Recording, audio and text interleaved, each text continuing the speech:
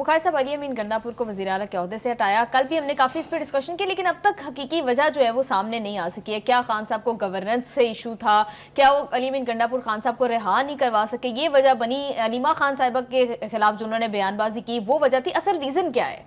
3 वजूहात तो आपने खुद बयान कर दिए, मैं ज़रा इसको निटिन कर देता हूँ। पहली बात तो ये है कि बानी PTI का मुतालबा था अली अमीन गंडापुर से कि आप सेंटर की तरफ से होने वाले ऑपरेशन को रोकें और आप रोकने के लिए रेजिस्टेंस की हद तक जाएं। जी। जो अली अमीन गंडापुर जो है उनको ब्रीफ भी किया गया था मुतल्लिका हलकों की तरफ से, और वो खुद भी समझते थे। आखिर में उन्होंने 2 बयानात ऐसे दिए जिससे पता चला कि वो बानी की पॉलिसी के साथ इत्तेफाक नहीं करते। उनका ख्याल ये था कि वो एलिमेंट जो पाकिस्तान के लोगों पर हमलावर हो रहे हैं, उनकी ज़िंदगी को अजाब बनाए हुए हैं, पाकिस्तान के लॉ एनफोर्सर पर हमले कर रहे हैं, उनके साथ रियायत नहीं होनी चाहिए। एक तो ये बयान ले डूबा है उन्हें। जी। दूसरा ये कि पहले उनकी एक बीबी से सुलह थी और दूसरी बीबी के साथ तो चली रही थी उनकी, आपको पता है, अलीमा खान के हवाले से।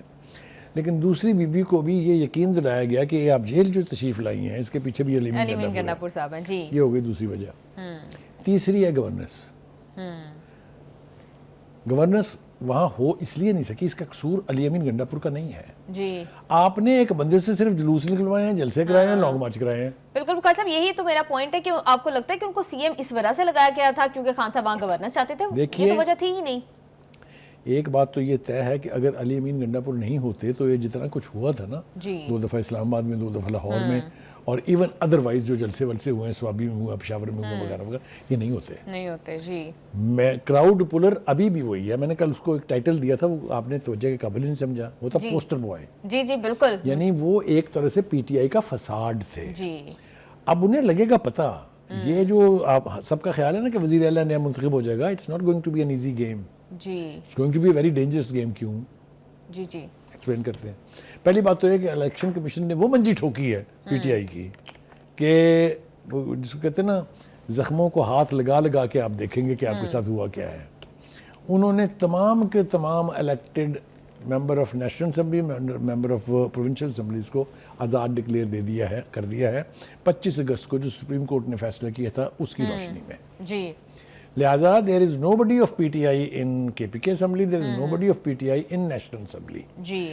अच्छा, होता यह है कि जब आप किसी पार्टी से मुंसलिक होते हैं तो आप पार्टी की विशेस के खिलाफ अगर वोट दें तो आपकी सीट चली जाती है।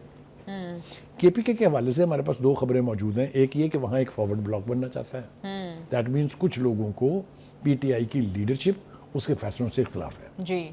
दूसरी बात यह है कि अब अगर वो पार्टी की मर्जी के खिलाफ वोट देंगे तो उनकी सीट नहीं जाएगी, क्योंकि इंडिपेंडेंट जिसको मर्जी वोट दे। ये इतनी खौफनाक सूरत हाल है, इसका इदराक ही नहीं है कभी। मैंने आपको इसलिए तो कहा कि इलेक्शन कमीशन ने मंजी ठोक दी है PTI की। एक यही कुछ होगा लेजिस्लेशन के हवाले से।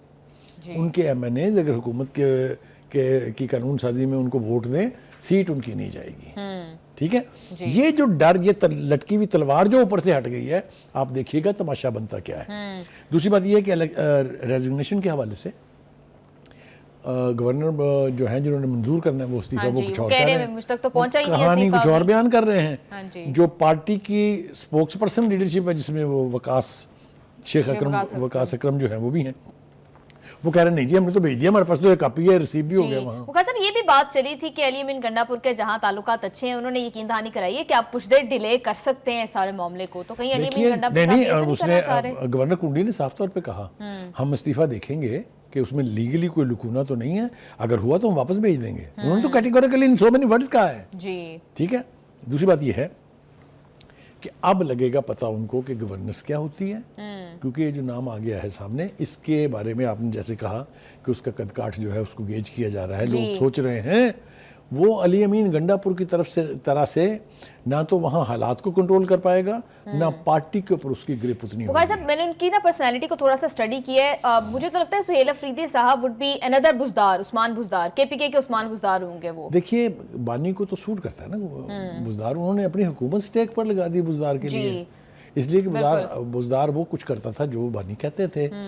ऐसा ही बंदा उन्हें चाहिए था। अली अमीन थोड़े से ज़रा अड़ियल किस्म के आदमी हैं, तो कुछ चीज़ों पर पोजीशन ले लेते थे। अब वो लेके आए हैं, लेकिन जैसा मैंने कहा कि अब चूंकि MNA MPAs जो हैं वो फ्री हैं, वो तो सारे इंडिपेंडेंट हैं। वो उस तरह से पार्टी के डिसिप्लिन में आएंगे कि नहीं आएंगे। एक शख्स नीचे से उठ के, जो अभी तक अली अमीन गंडापुर की कैबिनेट में या एडवाइज़र था और या वज़ीर बना था तालीम का, वो कंट्रोल कर पाएगा एक ऐसे सूबे को जो इंतहाई वल्नरेबल है, बिल्कुल, जिसके अंदर लॉ एंड ऑर्डर की सिचुएशन बहुत खौफनाक है, जिसके अंदर यानी बलूचिस्तान अफगानिस्तान से आने वाले लोग जो हैं वो इंसर्जेंसी कर रहे हैं, असला ला रहे हैं, नारकोटिक्स ला रहे हैं।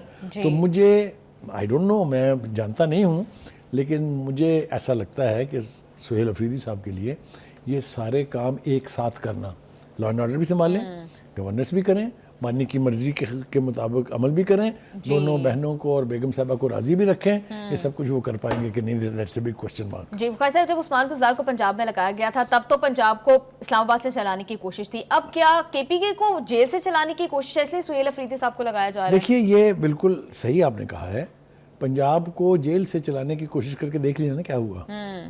पंजाब में जो पीटीआई का जोर शोर था वो कहाँ है? पंजाब से अब लोग बानी की कॉल पर क्यों नहीं निकलते? ये सब कुछ अपनी जगह है जी। एक और एलिमेंट जिसका जिक्र करना बहुत जरूरी है, वक्त बहुत कम है, वो ये है कि मौलाना फजलुर रहमान साहब की लॉटरी फिर निकल आई है जी। ठीक है, वो एक्टिव हो गए हैं। जो मुश्तरका अपोजिशन है वो अपना उम्मीदवार लाना चाह रही है, और जो मैंने कहा कि चूंकि पीटीआई के लोगों के ऊपर अब कोई ना कदगन है ना किसी चीज़ का कोई भार है, लिहाजा वो अपनी मर्जी से जिसको चाहे वोट दे सकते हैं। मैं ये तो नहीं कह रहा कि मौलाना फजलुर रहमान साहब के पास इतने एमएनएज होंगे कि वो आराम से इलेक्ट हो जाएं, लेकिन जो प्रोपोगंडा खुद पीटीआई कर रही थी कि जी जो एस्टेब्लिशमेंट है उसने हमारे बंदे तोड़ लिए हैं जी, हमारे, यस, कुछ को इन्होंने खुद नाराज़ किया है, कुछ के नाराज़ होने की बहुत सारी दीगर वजूहात हैं जी। इस पूरे सिनारियो में इस वक्त एक्टिविटी जो है पेशावर बेस्ड है। जो पीटीआई है उसने भी अपने सारे एमपीज़ को कहा है कि वो पेशावर में इकट्ठे हो जाएं। अपोजिशन की जितनी पार्टीज हैं उन्होंने भी अपने बंदों को कहा कि वापस आ जाए, जो बाहर गए हैं वो भी वापस आ जाए। तो एक कड़मासा मचने वाला है केपीके में। अब देखते हैं ये ऊँट किस कर बैठता है। बुखारी साहब, अली अमीन गंडापुर के एस्टैब्लिशमेंट के साथ ताल्लुकात अच्छे थे, यूँ लग रहा था कि इस वजह से वो बानी की रिहाई करवा सकेंगे। अब सुहेल अफरीदी साहब की पोजीशन जो है वो एस्टैब्लिशमेंट को लेके तकरीबन वैसी ही है जैसी बानी तहरीक इंसाफ की है। तो क्या लगता है कि बानी की रिहाई का, जैसे आप अक्सर जिक्र करते हैं कि वाहिद रास्ता मुफाहमत ही है, तो ये अब और दूर होती जा रही है बानी की रिहाई? अगर आप मुझे इसी बात को दूसरी तरह से कहने दें जी कि अली अमीन गंडापुर के होते इम्कानात मौजूद थे, उसको फारग ही इसलिए किया गया है कि वो जो बड़ा घर है वहाँ से लाल झंडी दिखा दी गई है कि हमसे कोई तवक्को ना रखें। मैंने कई दफ़ा यहाँ जिक्र किया है, उसकी हिस्ट्री भी रिकॉल की है। Establishment doesn't want to know who is बानी पीटीआई और हु इज़ पीटीआई, ये तय है। लिहाजा अगर आपको याद हो, लास्ट भी बानी ने कहा था अच्छा जी चले इन्हीं से मुज़ाकरात शुरू करें, याद है ना आपको? जी बिल्कुल। तो सिनारियो बर्क रफ्तारी से तब्दील हो रहा है केपीके में।